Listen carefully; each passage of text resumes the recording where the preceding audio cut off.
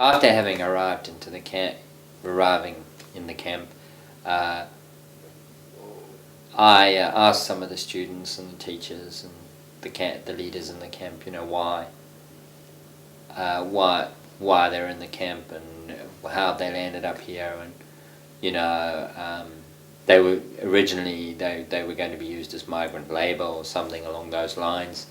Um, what is the story behind their lives and the situation that exists as for them as refugees, as an ethnic group.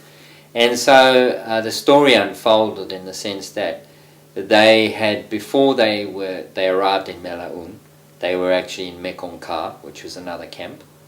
And the reason why they arrived in Mekong Ka one day, over 20 years ago, was because 26 years ago, was because the Burmese regime, the army, had decided that they wanted to have greater access to natural resources. They wanted those resources, those natural resources. They wanted more rice. They wanted more land. They needed more soldiers.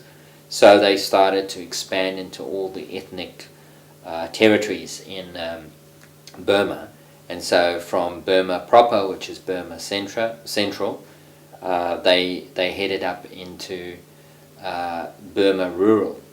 And so they started to go into the mountains and remote areas in Burma. And so the Burmese regime started to spread and impact other ethnic groups and other communities. And unfortunately, the Karen refugees were hit among some of the groups. They were hit the hardest because every time the Burmese regime entered Karen state, which is their area, their ethnic area, they would have to move again. And so constantly they moved until eventually they could move no further. Otherwise they would land up in another state or in another part of the country that is controlled by another ethnic group. So they were eventually pushed into a corner, and they came out fighting in the end and had to take up arms. And Karen people are very understanding and very hard pressed to get them into a corner where they fight. They are people who would rather bend over backwards to get out the way, to appease you, than to actually fight their way ahead against you. And so they were pushed into a corner, and as a result the regime pressed harder, and they started killing people in the villages. They started ethnic genocide, which is still going on. But that's when they started the campaigns against the Karen ethnic group. They started to take Karen men from the camps and capture them and burn down the village and rape the woman and do all kinds of humanitarian atrocities. And as a result, many Karen people fled, ethnic people fled into Myanmar, and then eventually they slowly had to flee right into Thailand, which is right on the border. And so hence Myanmar-Thailand border, they headed across the big rivers. Geographically they had to cross these big rivers until finally they were in Thailand. And the first place they arrived was Mekong Ka, of course. And before that somewhere else, which I'm not terribly sure about, but Mekong Ka was the last known place that they had settled in. And then when the numbers got too big and the Thai authorities decided that it was time for them to move on again, and so they then randomly moved them into Melaun. And that's where they've been for the last 20 or so years. But amazing people, hard workers, kind, Christian people, mainly Christian, but there are some Buddhists, there are some Hindu, Islamic, Karen people, but most are Christian. They classify themselves as Christian. But amazing people, lovely people, and hard working. They're all about education. They believe in being well educated and being hard-working, productive people. Can you tell me about the time you were telling me you were going somewhere and you had to run in with the Thai sort of authorities? Well, we had some challenges in the camp. The one challenge was getting in and out, because you essentially have to move through military posts to get in and out of the camp, which you would expect anyway. But the challenge was to be able to get in and out, to leave and then be able to come back in. And you couldn't stay over the weekend, and you couldn't stay during the week in the camp. So there were challenges in leaving and then coming back in. Can you explain that? Why? The challenge was that the Thai authorities always concerned about the safety of foreigners in the camp. And that's because they're concerned about the backlash if anything occurred. There were any fatalities or any event occurred where foreigners were injured. So foreign NGO workers. And so there's this concern on the Thai authorities' side that they would prevent, no matter what, any foreign NGO workers being hurt or killed or any sort of major event. They wanted to avoid the implications of that for Thailand. So leaving, coming back in, sometimes you couldn't enter the camp again with your camp pass if there was anything going on over the border. Now the border was 3.5 to 6 k's away along the river, and there was fighting along that border at any given time. And so at one stage we wanted to get back into the camp around the beginning of the year, and at that time, and we couldn't because there was heavy fighting on the border, close, about 3.5 k's from the camp. So, including our organisation and the Thai authorities, they felt that we should not be allowed to come back into the camp until things quietened down. So for us it was frustrating, it was hard, because they're our students. In a way we bonded with them. We bonded with our students, we bonded with the other our teacher colleagues in the school that we were working in. We bonded with the leaders in the community. So for us it was like we can't be reunited with our family. So where did you go? So in the end we had to stay in Mae Sot, and which is not pleasant from the perspective that we would rather be in the camp than be in Mae Sot. And a lot of NGO workers and our own organisations felt that was kind of strange. But it wasn't strange for us because they couldn't understand we had actually bonded with the students in the camp. I had students come every night and come and talk to me and just have these amazing conversations about, what's it like in your country? What's it like to do this? What's it like to do that? What do you think of this? What do you think of that? And, just have these amazing conversations, I suppose, that you would as a parent would have. So I bonded a lot with my students. And so in my heart and in the way I sort of perceived things, they were my people. And so I kind of felt a little bit lost, a little bit alienated because of that I couldn't get back to my people. And it was amazing when we finally, after struggling, we finally were able to get back into the camp. I was just so overjoyed when I got through the gate. Had anything changed? Things had changed. People were more concerned about stuff that was happening on the border because the fighting had become worse. They were concerned that maybe shells would start landing in the camp. There were reports, fear-mongering, essentially, from the authorities outside of the camp area that they would be in danger and that they would be targeted. Had you ever heard of, had it happened in the past? Had shells actually gone in? Shells hadn't come in necessarily, but their people had been prevented from escaping into to the refuge of the camp, but they had been prevented or had to get through some obstructions. So they were caught outside the camp. Caught outside the camp, and that has happened in the past, and they've been caught between the enemy and the refuge of the camp, and so and they had to sort of make their way through and around it. So there was a lot of fear and unease because of what had been occurring in terms of fighting, and the fighting had escalated, and it had quietened down when we went back in. It had started to quieten down, but you could feel there's a tangible concern for their family in their own country now. They were very worried that their family would be okay.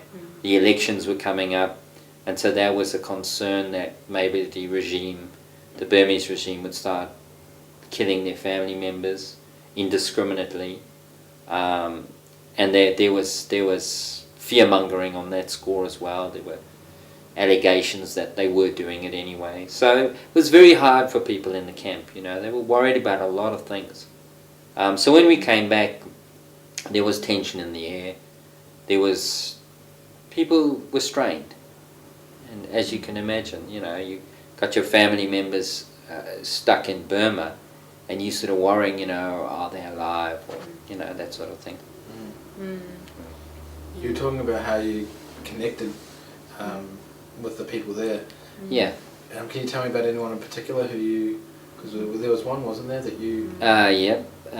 There's a few people we connected with, but there was one particular student in the camp who, I won't mention his name obviously, but he really bonded. We really bonded because he'd come and he'd have these amazing conversations, and I was like, we often used to have this joke, which was most probably true and not a joke. Much truth is said in jest, but we would joke and say, I joke with him, I'd say, you're my adopted Karen son. And that, to a degree, was what had happened, And even now, going back, I'm actually looking forward to, to seeing him and seeing my adopted Karen son, because that is what has happened since I've left. It's very much become that for me. He is, in my heart, that. So, yeah. Yeah, it was really special. It was very special.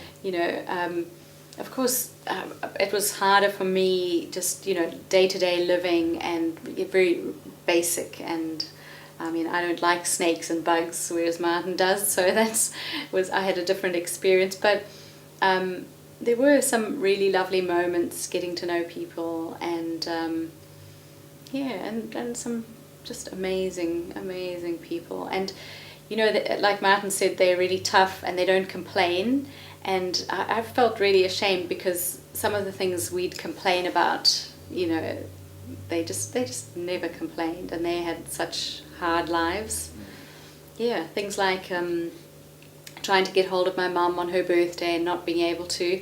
Amazingly, there are phones, no cell phone reception, but there were little shops where you could go and phone, and but yeah, often the line was there's something wrong with it, and I remember sort of being so upset, and then I really thought most of them can't get in touch with any of their family back in Burma. So did it change you guys in ways that you didn't expect? Yeah, definitely. I think it made me so grateful coming back here, and just having a job that I love, and having such a comfortable life.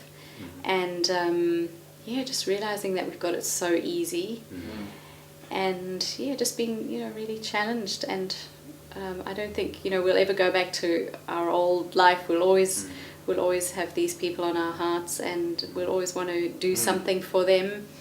What was it like when you first came back? Yeah, it was difficult to readjust. What about for you, Martin? How did you feel? Very hard. Still haven't completely adjusted back in. And I don't think I ever will, to be honest, because personally, I felt that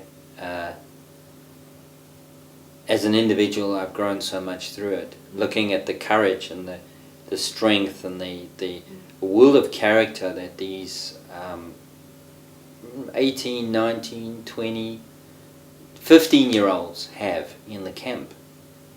Children, you could say older children, but these young adults, the courage and the strength of character and their ability to deal with their lives the way they are, and to make the best of them, to have dreams amidst all this chaos and stuff going on. It's just made me realize, how I have to live my life for others and not just for myself. Because life is it's not about things. That's what a refugee camp teaches you. They have no things in there, but they have each other, and that's the thing they value. And that is the most important thing for them, is their relationships and the people around them. And so when you came back here, what was the hardest thing? The consumerism, I suppose. Everybody's about having nice things and eating in nice places, and it's all about making money and getting ahead, and forget everything else that falls in the way. And we've come from a place where they've got nothing. They have dreams, they have aspirations, but they don't have these ideas that they need to live for themselves. They need to live for each other, and there's a sense of community. So when you were over there, though, what point did you get to that it changed for you, though? Coming from this Western lifestyle, when do you think it changed? I think personally speaking, there were two pivotal moments for me. The one was about 6 months in. After deciding to stay, I gave my word that I would stay for a year, and I gave my word to the principal of the school that I was working at in the camp, and I said I would stay for the year, no matter what. And getting into that 6-month mark and going, this is hard. Now it is hard, because not only am I finding living on vegetables, curried vegetables and rice, I'm finding that a bit of a challenge, especially if you have cabbage day in and day out. And I mean, they cook it beautifully. I mean, they make cabbage taste really good. But day in and day out, you just kind of go, there's no nutrition in cabbage. So you fill up, but you have no energy. And so it's getting used to these eating, but having no energy. That was really hard. And then also one day sitting with a student and him, telling me about, how he lost a family member that he couldn't say goodbye to, who was killed or died when he was studying. And the family member said to him, you should go. Come and see me, come and see me. You've got a week's break, come and see me. Just come into Burma and come and see me. And he didn't. He stayed for his studies. He didn't leave. And when he heard the news, and that for me was like, wow, that's quite hard. You put your studies ahead of other things. So that really made me shift my, my focus, in life, and that is, family is important, and this is my extended family as well, because of the bonding. And when there was fighting on the border, I was there, I heard it, I knew it, I understood it, I went through it, and it also had an impact on me. And so things changed then. I started to realize, hey, my complaints, my moans, my whatever in life, that's nothing, man. There's just a whole lot of other stuff that is way more important than complaining about stupid little things. And so that I really grew up then. It was a big jump. And then near the end, leaving, I remember going. I had to sort something out with a health insurance in Thailand, and I remember one day standing sitting in an office, and the people I was dealing with, they expected me to react in a certain way because it had many Westerners in there, and I didn't. I thought, no, I'm going to adopt a different approach here. I have to. Otherwise, this is not going to work, right? Yeah. And so at that moment, I decided to shift, to not get angry about stuff. I would face discrimination and I wouldn't stand for it. But I'm not going to get angry and I'm not going to lose my rag with people anymore, Which, for me was a thing that I had to kind of learn to be more moderate. And so I've kind of learned from that and the other experiences that, being more moderate in life and only standing up for those battles that are important are what you should strive for. It's not about, if a principle is good to stick to, but you have to pick your battles. And you have to pick the right way to handle those battles. Yeah. So what's the future? Well, I mean, for me personally, I really, I struggled being in that environment, and yet I do still want to help. So I kind of decided that, I could rather earn money here, try and live frugally, and then, send money across. But for Martin, he's really keen to be there. And so we've thought that, at least for now, what he'd do is he'd go short term for possibly 2 months, he reckons maybe 3.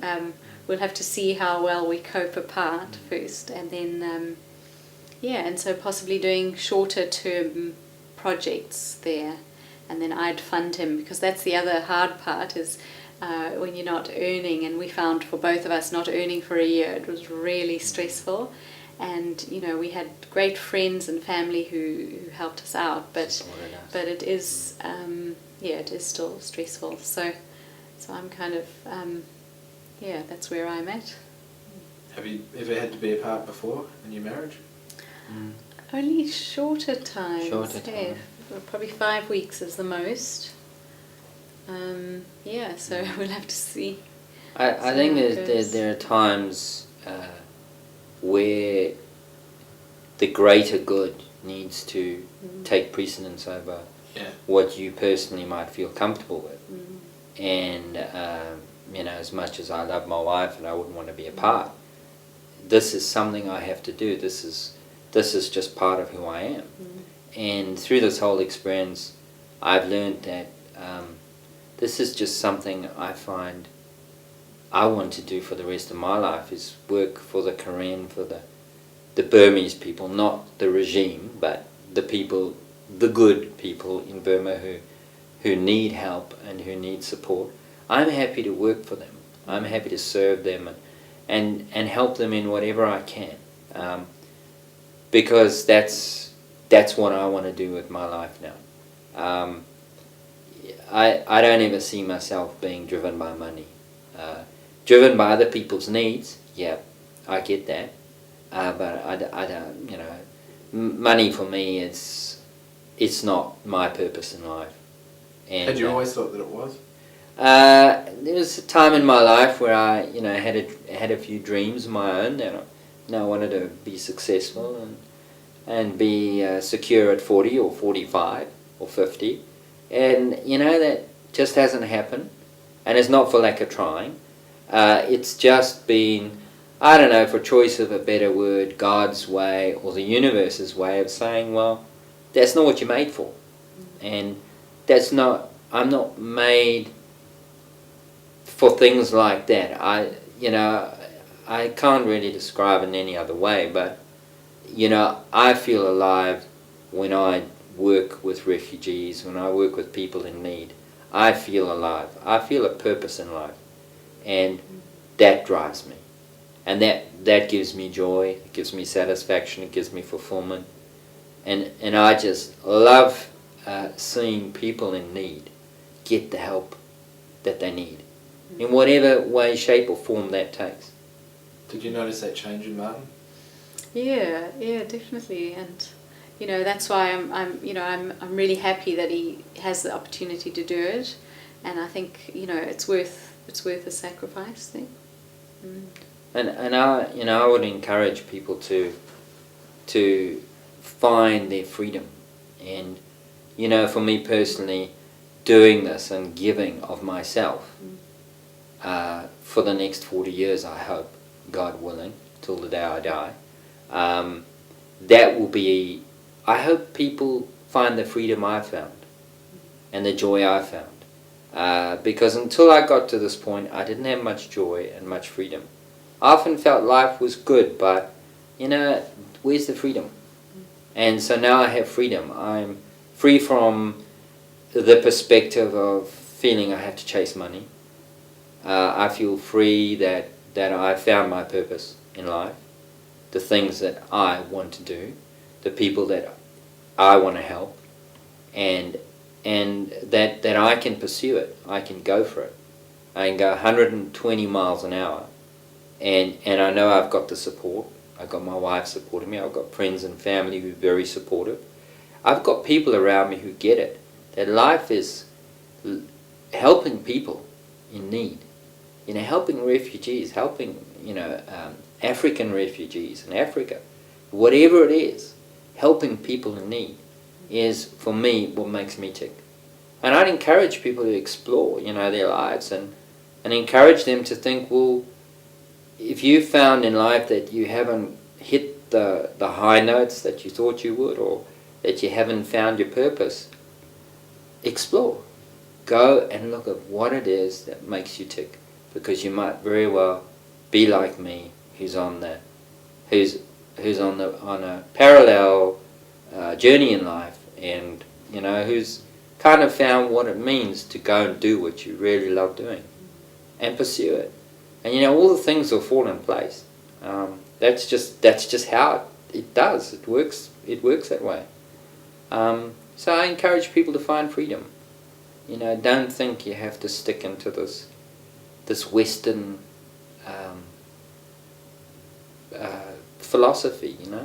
Go and find your own place in the world, and you'll be happier for it. And everybody will be happy around you, because you won't be grumpy, and you'll actually be really nice to people. And they'll be nice to you as they see you're comfortable in your own skin and you're doing what's good. It's good for everybody. Thanks for your time, guys. Cheers, mate. This is Korean style, and so it'll sit like that on your belt. And this is for snake hunting, anything you could eat really. It's good for hunting, and most Korean people will have, if it's a knife, they'll have a shorter sheath. If it's like hunting knife like this, they'll have a nice big long sheath like this. Beautifully done. This is really well done. And this was a special gift. And that most probably would have taken them about 20 hours to make. So it was very special that they gave me this very special sheath.